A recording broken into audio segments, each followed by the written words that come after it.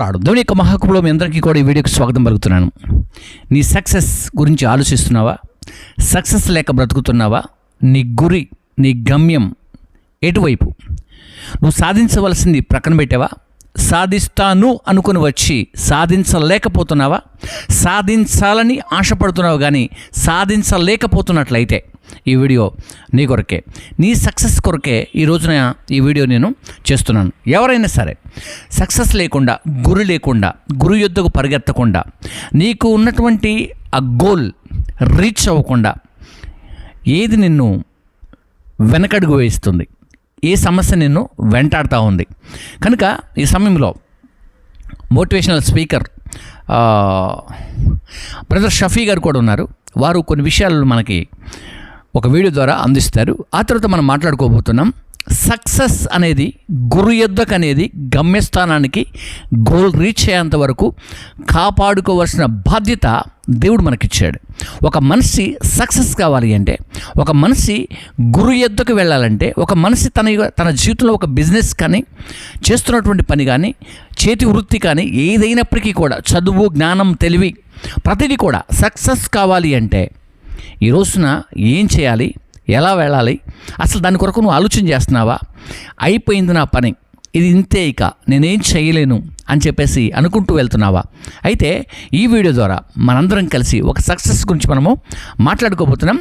మన మధ్యలో బ్రదర్ ఉన్నారు కనుక ఒకసారి నేను ఆ వీడియో మీకు చూపిస్తాను. ఇంకొక వీడియోలో ఆ వీడియోస్ అన్నీ కూడా క్లియర్గా వేసి మనందరం కూడా మాట్లాడుకోబోతున్నాం. చూద్దాం. ముందు సక్సెస్ అయినటువంటి ప్రతి వ్యక్తిలో ఒక పవర్ ఉంది. ఆ పవర్ వల్లనే వాడు సక్సెస్ అయ్యాడు. నువ్వు సక్సెస్ అవ్వాలంటే నీలో కూడా ఒక పవర్ ఉండాలి. Do you have that power? నీలో పవర్ ఉందా? నీలో పవర్ ఉందా? What is that power? స్పష్టత అనేది బలం. Confusion is the weakness. నువ్వేం చేస్తున్నావు? క్లారిటీ ఉండాలి. ఏం చేయాలి? క్లారిటీ ఉండాలి. ఎక్కడికి వెళ్ళాలి? క్లారిటీ ఉండాలి. ఎప్పుడు నిద్ర లేవాలి? క్లారిటీ ఉండాలి. రేపేం చేయాలి? క్లారిటీ ఉండాలి. నెక్స్ట్ ఇయర్ ఎక్కడ ఉండాలి? క్లారిటీ ఉండాలి. బ్యాంక్ బ్యాలెన్స్ ఎంత ఉండాలి? క్లారిటీ ఉండాలి. పేరు ఎంత సంపాదించాలి? క్లారిటీ ఉండాలి. క్లారిటీ ఉండాలి. Clarity is the power. Clarity లేదంటే నువ్వు గుడ్డివాడివి. క్లారిటీ ఉందంటే నీకు కళ్ళు ఉన్నాయని అర్థం. గుడ్డివాడి. ఎస్, విన్నారు కదా? ఈ విషయాలపైన మనము మాట్లాడుకోబోతున్నాం. ఈ విషయాల గురించి మనం చర్చించబోతున్నాం. ఈ రోజున ఒక జీవితం, ఒక బ్రతుకు ఈ భూమి మీద మనకి ఇచ్చినటువంటి ఆ దేవుడు, ఆ మహనీయుడు మనకెందుకు ఇచ్చాడు? What next? మన లైఫ్ ఏంటి?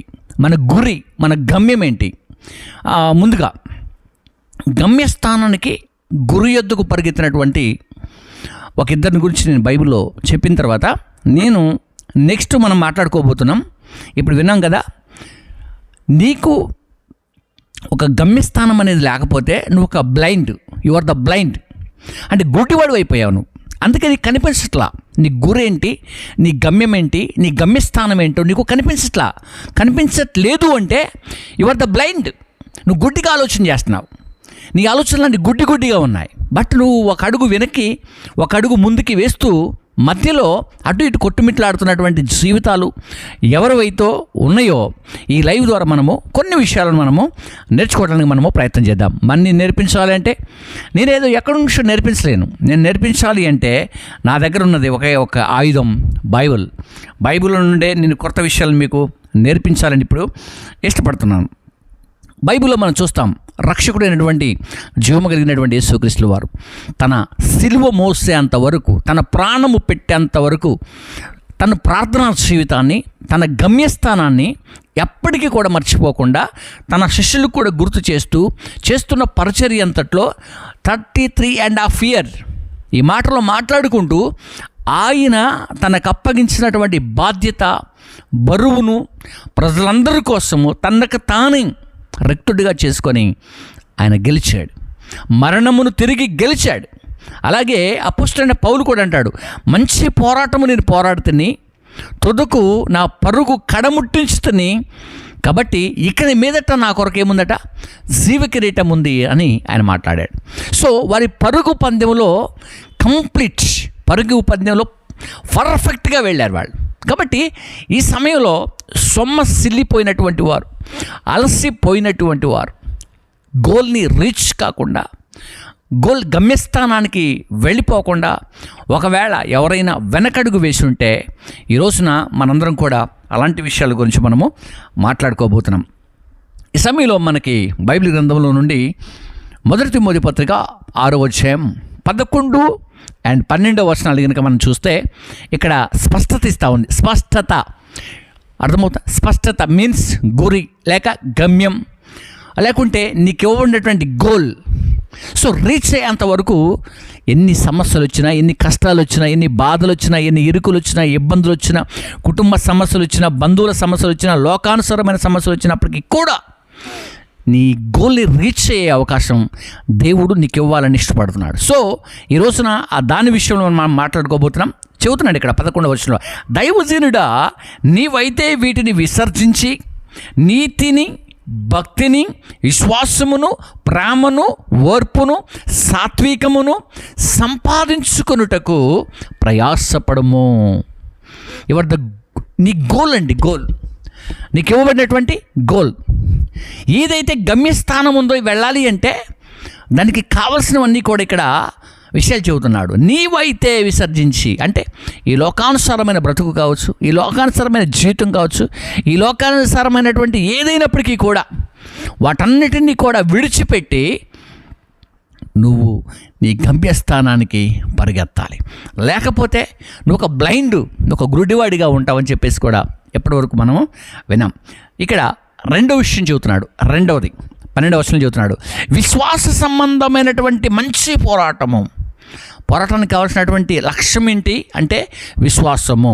విశ్వాసము లేకుండా ఇష్టలై ఉండటం దేవునికి అసాధ్యమని చెబుతుంది బైబిల్. కాబట్టి ఈ రోజున నువ్వు ఏదైతే ఒక నిర్దిష్టమైనటువంటి ఒక మంచి ఉద్దేశం కలిగి ఎన్నుకున్నావో, ఒక సబ్జెక్ట్ని ఎన్నుకున్నావు, ఒక చదువుని ఎన్నుకున్నావు, ఒక ఉద్యోగాన్ని ఎన్నుకున్నావు, ఒక వ్యాపారాన్ని ఎన్నుకున్నావు, నీకు నచ్చినటువంటి స్థితిని నువ్వు ఎన్నుకున్నావు. బట్ ఇప్పుడు వాటన్నిటినీ కూడా అధిగమించడానికి నీకు కావాల్సిన విశ్వాసం. అక్కడ చెబుతున్నాడు చూడండి, విశ్వాస సంబంధమైనటువంటి మంచి పోరాటం ఎట్లా ఉండాలట? మంచి పోరాటం, శ్రేష్టమైనటువంటి పోరాటం. అందుకే ఇక్కడ అంటాడు, అదే గనక క్రైస్తవ సావుకులైతే, ఒకవేళ ఈ వీడియో చూస్తున్నటువంటి క్రైస్తవ సావుకులు కనుకైతే నీ దర్శనం, ద విజన్, నీ విజన్ ఏంటి, నీ ఉద్దేశం ఏంటి, దేవుడు నిన్ను ఎందుకు పిలిచాడు, అర్థమవుతా? మనిషిగా నిన్ను ఎందుకు బ్రతికించాడు, ఈరోజు ఎందుకు బ్రతికున్నావు, బ్రతుకుంటానికి గల కారణం ఏంటి, అర్థమవుతా? కాబట్టి ప్రతి సబ్జెక్టు మీద ఆలోచన చేయాలి. ఒకటి గురి, 2 గమ్యం, 3వదిగా దర్శనం. నీ దర్శనాన్ని రీచ్ అవటానికి, నీ దర్శనాన్ని కొదువు లేకుండా ఫుల్ఫిల్ చేయటానికి, నీ పరిచర్యను ఫుల్ఫిల్ చేయడానికి, నీకు అప్పగించినటువంటి పరిచర్య ఎలాంటి పరిచర్య. సో ఎప్పుడైనా ఆలోచన చేసావా? కాబట్టి ఈరోజున ఆలోచన చేయడానికి ప్రయాసపడు. ఏమన్నాడు సార్? విశ్వాస సంబంధమైనటువంటి మంచి పోరాడము, నిత్య జీవమును చేపట్టము, దాన్ని పొందుటకు నీవు పిలువబడి అనేక సాక్షుల ఎదుట మంచి ఒప్పుకొంటివి. అనేకుల సాక్షుల ఎదుట మంచి ఒప్పుకొంటివి. దేనికోసం ఒప్పుకున్నావు? నిత్య జీవమును చేపట్టుటకు. అర్థమవుతుందా? అందుకే మనం ఏమంటామంటే బ్రతుకుట క్రీస్తే, చావైతే లాభమే. కాబట్టి మన జీవితంలో, ఆత్మీయ జీవితంలో, ఆత్మీయ అర్థమైనటువంటి జీవితంలో, రెండవది లోకానుసారమైన బ్రతుకులో, ఇవ్వబడినటువంటి కుటుంబంలో కూడా మనం ఎప్పుడు కూడా విజయ కేతనం ఎగరవేసే బిడ్డలుగానే, దేవుని పిల్లలుగానే మనము ఉండాలి. అలా మన జీవితంలో అలాంటివి జరగట్లేదు అంటే మనం గుడ్డిగా ఆలోచన చేస్తున్నామని చెప్పేసి జ్ఞాపకం చేస్తున్నాను. సో మన జీవితంలో మనం అలా ఆలోచన చేయడానికి దేవునికి ఇష్టమో లేదు కనుక ఇంకొక మాట నేను మీకు గుర్తు చేయడానికి నేను ముందుకు వెళ్తున్నాను. మరొక మాట మీకు గుర్తు చేస్తాను నేను. చూద్దాం ఒకసారి ఏమని చెబుతున్నాడు. ఒకసారి ఈ మాటను చూద్దాం. ఏమంటున్నాడో తెలుసా? సామెతలు 3:18 దానిని అవలంబించిన వారికి అది జీవవృక్షము, దాన్ని పట్టుకుని వారందరూ కూడా ధన్యులు. నిత్య జీవార్థమైనటువంటి సాక్ష్యం, దానిని పట్టుకున్నటువంటి మీరు చివరి వరకు, కడ వరకు, అందుకే పౌలు గారు అంటున్నారు కదా, మరలా గుర్తు చేస్తాను, మంచి పోరాటము పోరాడితిని, నా పరుగు కడముట్టించుతని. It's a clear. నాకు ఏదైతే, ఏ బాధ్యతనైతే నేను తీసుకున్నానో, ఏ పని భారం అయితే నేను తీసుకున్నానో దాన్ని రీచ్ అయ్యాను. నేను నా గోల్ రీచ్ అయిపోయాను నేను. బట్ ఇప్పుడు చేయవలసినటువంటి కార్యక్రమం ఏంటంటే, ఇక నా బాధ్యత ఫినిష్ అయిపోయింది, నేను గెలిచాను, ఇక నా బాధ్యతను నెక్స్ట్ అంటున్నాడు. అంటే గమనించండి, ఇక్కడ ప్రతి మనిషి కూడా, నడుస్తున్నటువంటి వారందరికీ కూడా, ఈ లోకంలో బ్రతుకుతున్న వారందరికీ కూడా గోల్ లేకుండా, ఒక లక్ష్యం లేకుండా బ్రతుకుతున్నారేమో. ఈ రోజున ఒక లక్ష్యాన్ని ముందు పెట్టుకో. నేను ఈ సంవత్సరం ఇలా బ్రతకాలి, నెక్స్ట్ ఇయర్ ఇలా ఈ లెవెల్లో ఉండాలి, ఆ నెక్స్ట్ నేను ఇలా రావాలి అని నీ లైఫ్ స్టైల్ని మార్చుకునే అవకాశం దేవుడు మనకిచ్చాడు కదా. ఇక్కడ చక్కగా ఈ మాట చెబుతూ ఉన్నాడు. ఏం చెబుతున్నాడు తెలుసా? ఒకవేళ లక్ష్యము లేని జీవితం అయితే ఏమవుతుంది తెలుసా? ఈ లోకంలో గురుడితనాన్ని కలుగజేస్తుంది. ఈ లోకంలో గురుడితనాన్ని కలుగజేస్తుంది. కాబట్టి క్రైస్తవ జీవితంలో, క్రీస్తుని వెంబడిస్తున్న జీవితంలో, లోకానుసారంగా బ్రతుకుతున్న జీవితంలో, సేవా జీవితంలో, పరిచర్యా జీవితంలో ప్రతి ఒక్కరు కూడా చేయవలసినటువంటి విషయాన్ని ఇక్కడ క్లియర్గా ఇక్కడ చెప్పడం జరిగింది. అందుకే మీకు మరొక మాటను కూడా నేను గుర్తు చేస్తాను. ఇప్పుడు చదివినటువంటి మాటను మరలా గుర్తు చేస్తాను. చూడండి, 7వ వచనంలో ఏమంటాడంటే, మొదటి తిమోతి పత్రిక 4:7 వచనంలో, మంచి పోరాటము పోరాడితిని, నా పరుగు కడముట్టించుతిని, విశ్వాసాన్ని కాపాడుకున్నాను నేను. పవర్ ఏంటంటే విశ్వాసం అండి. ఈ లోకంలో బ్రతకటానికి కావాల్సింది విశ్వాసమే. విశ్వాసము లేకుండా ఏ పని చేసినప్పటికీ కూడా మనం ఫెయిల్ అవుతాం. విశ్వాసం అనే ఒక అద్భుతమైనటువంటి విషయాన్ని మనం గుర్తుపెట్టుకోవాలి. విశ్వాసం అనే ఒక బీజం, విశ్వాసం అనే ఒక విత్తనం మన జీవితంలో 24/7 ఎప్పటికీ కూడా అది ఒక రెవల్యూషన్లో మండుతూ ఉండాలా. అది ఎప్పుడైతే అలా ఉంటుందో మనం ఒక క్రొత్త కోణంలో, ఒక నూతనమైనటువంటి అధ్యాయంలో, నూతనమైనటువంటి జీవితాన్ని ముందుకు తీసుకువెళ్ళే అవకాశం ఉంటుంది. కానీ ఎక్కడ వేసిన గోంగడ అక్కడ ఉన్నట్టుగా, ఎక్కడ వేసిన వాళ్ళు అక్కడ ఉన్నట్లుగా, ఇంకా వెనకాడుగు వేస్తున్న జీవితం, పడిపోతున్నటువంటి జీవితం, చెడిపోతున్నటువంటి జీవితం. బైబిల్లో కొన్ని విషయాలు ఉంటాయి చూడండి. సొమ్మసిల్లిన వానికి బలమిచ్చువాడు ఆయనే. ఎవరైతే సొమ్మసిల్లిపోతా ఉన్నారో అక్కడే కూర్చొని సొమ్మసిల్లిపోయాను కదా, నేను లేవలేదని చెప్పేసి అనుకుంటే ఎప్పటికి కూడా నువ్వు సక్సెస్ కాలేవు.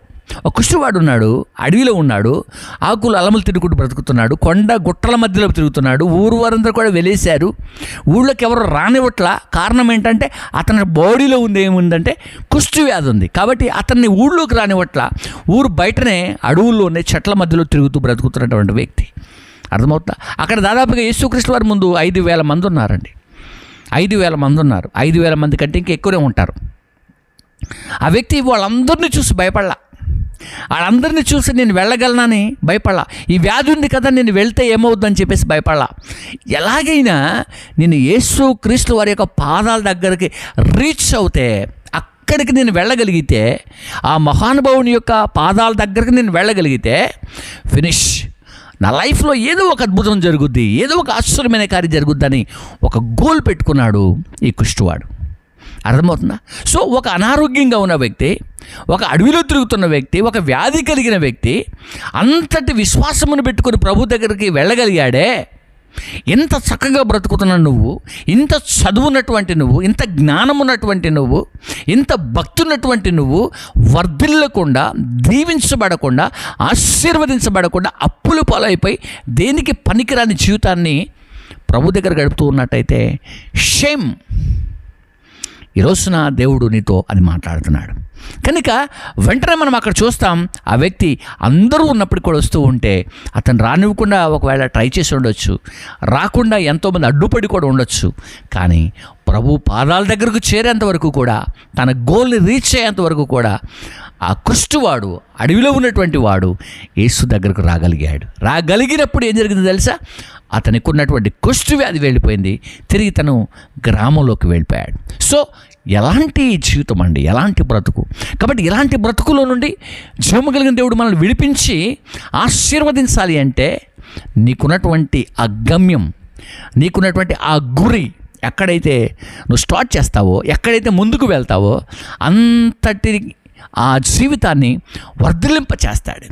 గమనించండి, యోసేపు జీవితాన్ని మనం చూసినప్పుడు అన్నలు అమ్మేశారు, గుంటలో పడేశారు, ఆ జీవితాన్ని తీసుకువెళ్ళి ఇంకెవరికో అమ్మేశారు. ఎక్కడ తన బ్రతుకు మారుతున్నప్పటికీ కూడా తన విశ్వాసం ఎప్పటికీ మారలా. అర్థమవుతుందా? అతను గుంటలో పడ్డప్పటికీ, అమ్మివేసినప్పటికీ, మరొక ప్రాంతానికి వెళ్ళినప్పటికీ కూడా తన లైఫ్ స్టైల్లో తనలో ఉన్నటువంటి ఒక గురి, ఒక గమ్యము, ఒక ఇవ్వగలిగినటువంటి శక్తి సామర్థ్యాలు, తనలో ఉన్న విశ్వాసం అంతా కూడా ఒక ఫుల్ఫిల్గా నింపుకున్నటువంటి యోసేపుగా ఉన్నాడు. అందుకే యోసేపు అనే మాటకు ఫలించు కొమ్మ, ఆ కొమ్మ ఎక్కడ పెట్టినా ఫలిస్తూ ఉందని తన జీవితంలో తనకు తెలిసిపోయింది. కాబట్టి ఏది జరిగినప్పటికీ కూడా ఏడవలేదు, ఏది జరిగినప్పుడు కూడా దుఃఖపడలేదు, ఏది జరిగినప్పుడు కూడా ఇంకొకరికి చెప్పుకోలేదు.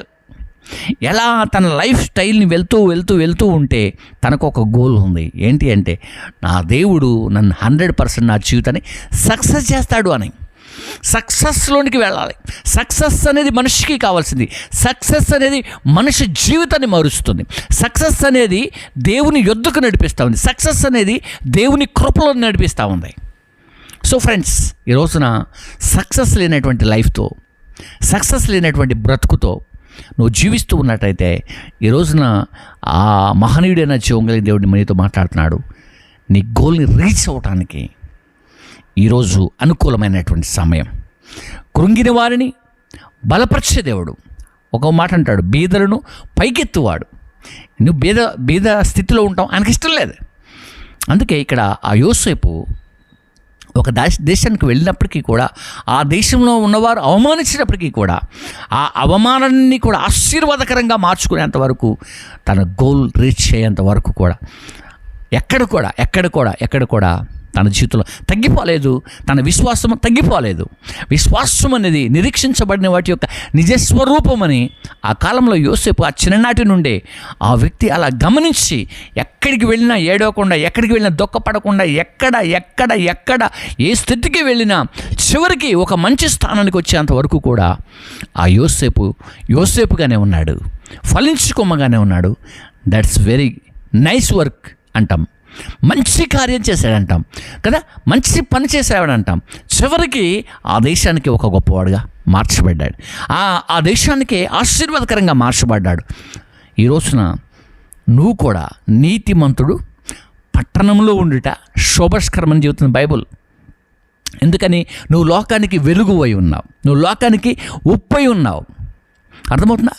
నీ దేవుడి క్రియేటర్, నీ దేవుడు అద్భుతములు సృష్టించగలిగినటువంటి మహనీయుడు. కాబట్టి ఒక మనిషిగా, ఒక వ్యక్తిగా ఎన్నో అద్భుత కార్యాలు చేసే అవకాశం దేవుడికి ఇస్తున్నాడు. సో నీ పాత జీవితాన్ని ప్రక్కన పెట్టి, మనం ఇంతవరకు చూసాం షఫీ బ్రదర్ గడిచిన దినాల్లో ఎక్కువగా క్రైస్తవం పైన, బైబిల్ పైన, యేసుక్రీస్తు వారి పైన ఎన్నో విమర్శలు ఎన్నో చేసి చివరకు మోటివేషనల్ స్పీకర్గా, ఒక అద్భుతమైనటువంటి స్పీకర్గా ఈ రోజున మన దేశంలో వాళ్ళు వీళ్ళు ఇంకొకళ్ళని లేదు, కాలేజీ అని లేకపోతే ఇదని అదని ఏం లేదండి, అన్ని ప్రాంతాల్లో తను పిలిచి తన స్పీచ్ని వింటూ చాలామంది వారి లోపల ఒక రెవల్యూషన్ తెచ్చుకుంటున్నారు. అర్థమవుతుందా? కాబట్టి ఈ రోజున క్రీస్తును వెంబడిస్తున్నటువంటి స్నేహితులారా, సహోదరులారా, మీరందరూ కూడా ఒక మంచి జ్ఞానం కలిగి దేవుని యొక్క కృపలో వర్ధిల్లాలని నేను కోరుకుంటున్నాను. సో మరొక మాట నేను మీకు చెప్తాను ఈ సమయంలో. ఫిలిప్పీ రాసిన పత్రిక 3వ అధ్యాయం 14వ వచనంలో ఈ మాట రాయబడింది. బైబిల్ ఉన్నవాళ్ళు ఒకవేళ చదువుకోండి, లేక మా దగ్గర బైబిల్ లేదంటే చక్కగా వినండి, నో ప్రాబ్లం.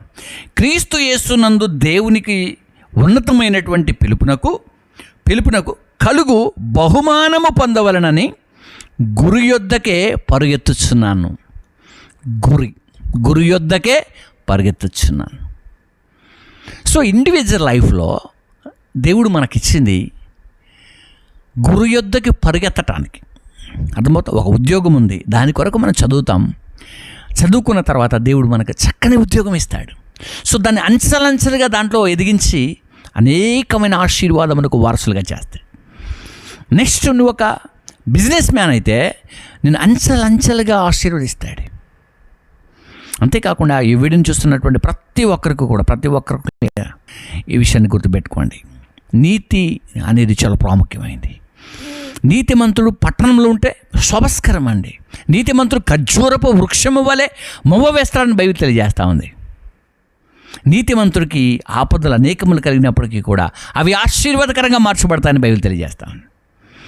కాబట్టి ఒక మోటివేషనల్ స్పీకర్గా మారినటువంటి బ్రదర్ షఫీ గారికి నిజంగా హృదయపూర్వకమైన శుభాలు తెలియజేస్తున్నాను. నేను చాలా వరకు అనేకుల్ని ఒక రెవల్యూషన్లోకి, ఒక అద్భుతమైనటువంటి విషయాల్లోకి చాలామంది యవనస్తులను నిజంగా ఆయన స్పీచ్తో మార్చేస్తున్నాడు.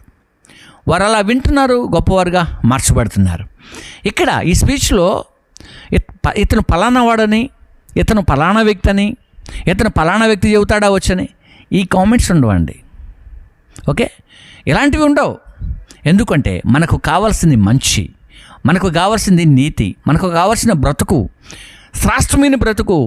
ఈ రోజుల్లో చాలామంది మనం చూస్తున్నాం. కొంతమంది బెంగళూరులో జాంబీలుగా, వాళ్ళు ఏ డ్రగ్ తీసుకున్నారో తెలియదు కానీ రోడ్డు మీద స్టాచ్యూస్ ఎలా నిలబడి ఉంటాయో అలాగే ఉండి పిచ్చి పిచ్చిగా ప్రవర్తన చేస్తున్నారు. అర్థమవుతుందా? మనం ఎవరమైనప్పటికీ కూడా మనుషుల్ని మార్చే వ్యక్తులుగా, మంచి దారిలోకి నడిపించే వ్యక్తులుగా, మంచి దారిని మాటలు నేర్పించేవారుగా, మంచి దారిలో వాళ్ళకి అడుగులు వేసేవారుగా. ఆ కోల్కతా ప్రాంతాల్లో, బెంగళూరు ప్రాంతాల్లో చాలామంది ఇలాగన ఈ డ్రగ్గుకి ఎడిట్ అయిపోయి వారి జీవితాలని పతనం చేసుకుంటున్నారు.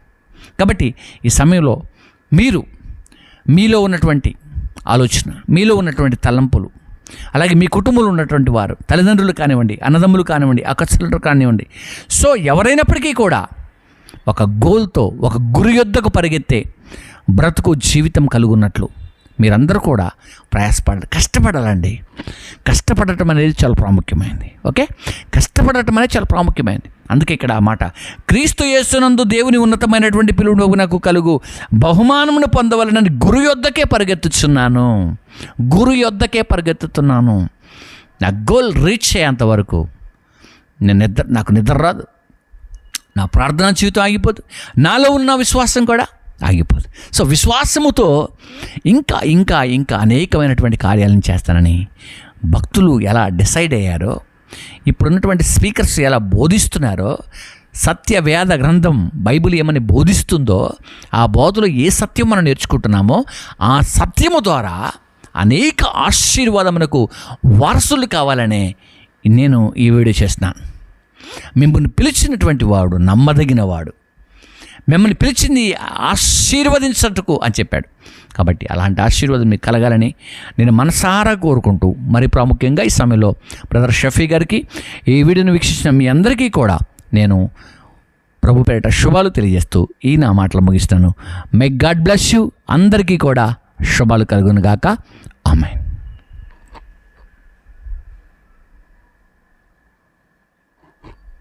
ఉండాలేనయ్యా బ్రతుకాలి.